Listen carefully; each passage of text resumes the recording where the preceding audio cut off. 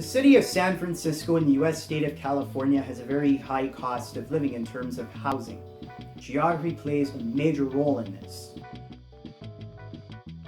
In April 2016, the city of San Francisco, California had the highest median rent for a one-bedroom apartment, $3,590 per month. The city of San Francisco is home to the highest percentage of million-dollar homes.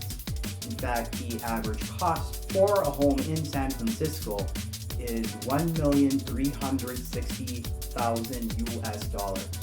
How does geography play a role in this? The city of San Francisco is located in Northern California in the San Francisco Bay region atop the San Francisco Peninsula. The city of San Francisco itself is surrounded by water on three sides, by definition a peninsula. The city of San Francisco has a land area of 46.87 square miles. It has a population of 864,816 people. This gives it a population density of 18,451 square miles, one of the highest population densities in the United States of America for a city.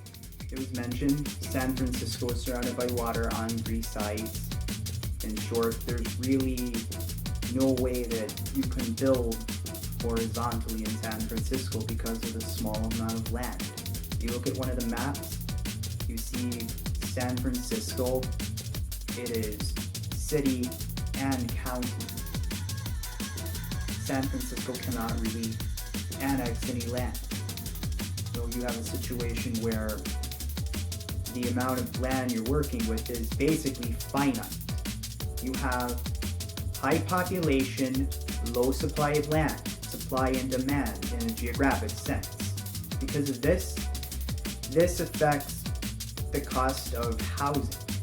When you're in an area which has a very small amount of land but a large amount of people, one good way of compensating for this is to build vertically. In the city of San Francisco, there are limits on the heights of buildings because of the concern that it could interfere with the sunrises and the sunsets. You have a situation where the supply of housing is made even lower by the fact that you can't build up past a certain height. Because of that makes housing in San Francisco even more expensive. You have the factor of physical geography, very little land, and you're surrounded by water on three sides. You have the factor of urban geography, there are height limits on the buildings. You have human geography, over 864,000 people on a very small piece of land. This drives up the housing costs. Thinking about that, it's a good thing to brainstorm. How do people cope with the high cost of housing? What do people do who do not want to pay that much?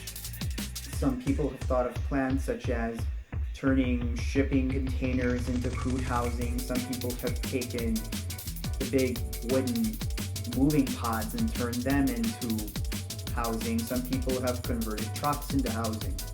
Some people have come up with very ingenious ways to get around the high cost of living in San Francisco. There are other things to consider. One thing somebody might think of as well, we can do land reclamation.